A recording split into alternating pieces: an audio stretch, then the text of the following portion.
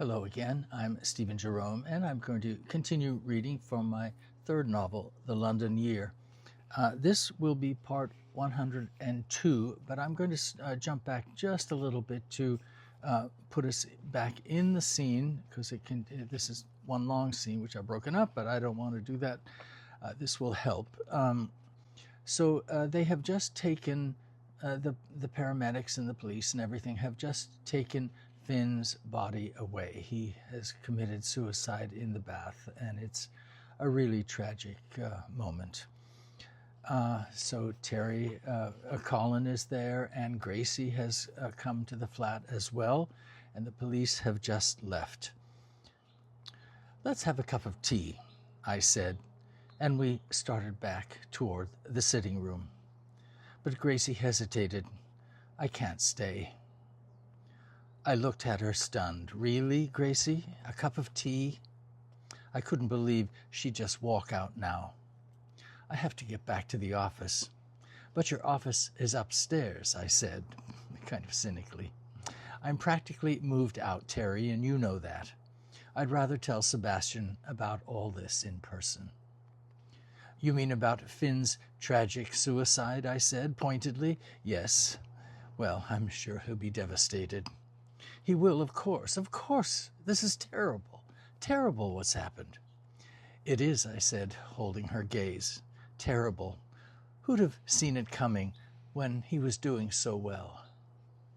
She looked at me with a cold stare. "I really have to go." "Of course," I replied. "I'm so sorry, Colin, about everything," she said. "Thanks, love," Colin said, wiping his tears. "We'll talk later." She nodded and walked out. Colin and I went back into the sitting room. When I turned to look at him, he was staring back at me. What was all that about? "All what?" I asked. He pointed to the door. "All that, Terry." "I'll make some tea." He followed me into the kitchen. "Do you know something I should know?" "Colin, I don't know anything." "Are you keeping things from the police?" "The police have nothing to do with this." "Because if you are," Colin said, "the police are not our problem, Colin. Case closed." I immediately regretted the leading words. He stepped closer. "What's going on?" "I don't know." "What don't you know, Terry?" he pressed. "I don't know anything, Colin. Not for certain." I was loath to say more, afraid that talking would open the floodgates. But the chilling reality of Finn's desperate act was beginning to sink in. As I fussed with the kettle, I could feel Colin's eyes boring into the back of my neck. My mind was racing. When I poured boiling water into the teapot, I realized my hand was shaking. "What's wrong, Terry?" I finished pouring the tea, choosing my words. "You mentioned the local council and some developers? That group moving in on your investments." "Yes," he said slowly. "Do you know who they are? Is there a name?" "Actually, I just found out the name, though it took some teeth pulling. But what would you possibly know about?" "Was it C by any chance? C Limited?" Colin froze. "How?" He looked at me incredulously, then more suspiciously. Yes, how would I know such things? But he was thinking. He looked toward the front door, then he said another word. "Gracie?" There was disbelief in his voice. "Sebastian," I said flatly. "C is Sebastian's holding company, maybe one of many, I don't know. But there could be a dozen different businesses under that one umbrella." Colin digested this for a moment. She was feeding him information? Probably everything, whether she knew it or not. Now Colin was racing to connect the dots. I was too, remembering something Sebastian said the first night we went out. "There are sharks around every corner." I just never thought he was one of the sharks. "Good God," Colin said quietly. no doubt remembering all the huddled time he and Gracie had shared over his papers. So we were all... Another silence.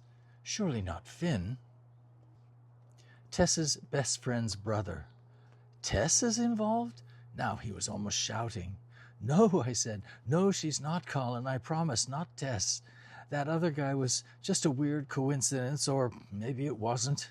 My point is, Sebastian finds people, insinuates himself, uses their gifts, talents, connections, and their property, said Colin. Yes. And he eats them. Like a shark, I said.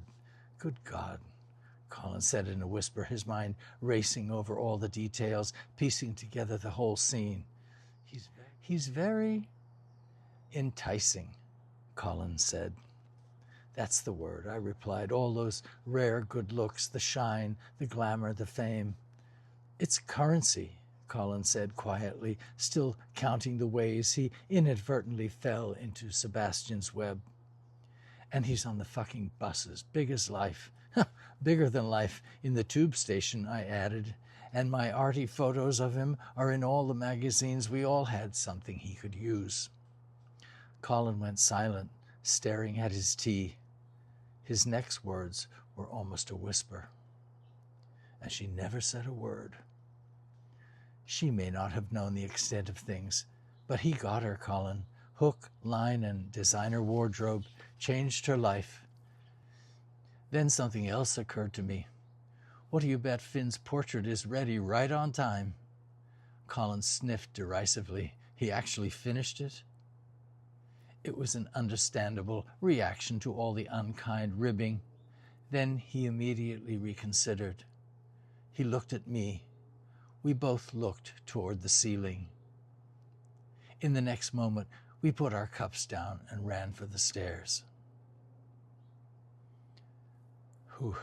Okay, I'm going to stop right there, and we're going to continue in just a moment as we go upstairs. Thank you for following along. See you tomorrow.